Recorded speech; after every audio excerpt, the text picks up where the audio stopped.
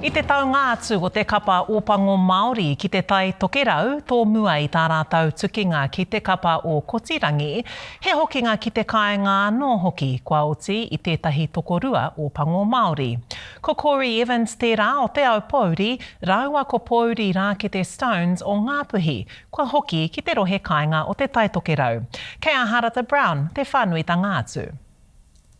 Ai, no te rā nei ka ki te hau i te kapa ōpango Māori nei, e whakangungu nei ki tēnei te whira o pohe i whāngarei. I wainga nui tērā rahi, tētahi uri no te au Pōuri no muri whenua, ko tētahi atu no Ngāpuhi, engari nā tēnei kapa i hono atu anō ai ia ki tōna taha Ngāpuhi.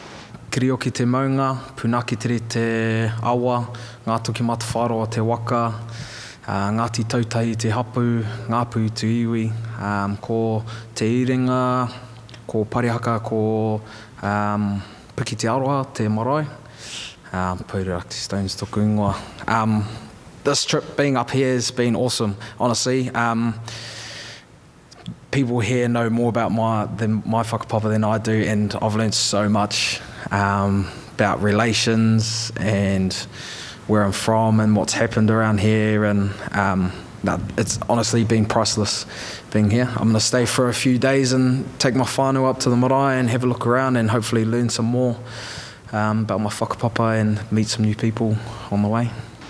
Anā ko te uri no te au Pōuri no Ngāti Kahukoia tērā e whakapapa ana ki roto o te pā a parore i te raki o Kaitaia. Hei tāna nō te maringa nui kia hoki mai ki tōna rohe nei o te tai tokerau tākoro ai mā te kapa ōpango Māori. But to be back in the north, I think the last time the Māoris were actually here was 2010, so to be back now was obviously massive for a lot of our families up here, and just really looking forward to the challenge this Saturday.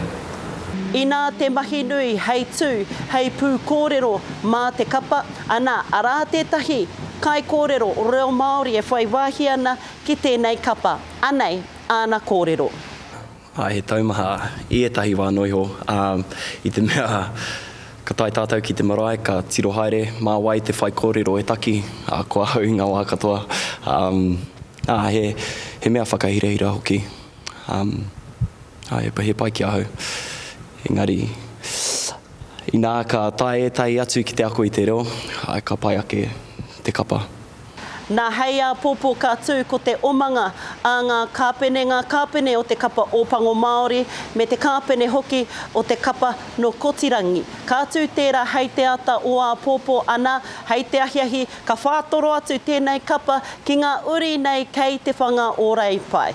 Tō mua i te kēmu nui, te haere ake nei, ka tū ki te taiwhanga o Semenov i whāngarei tonu nei.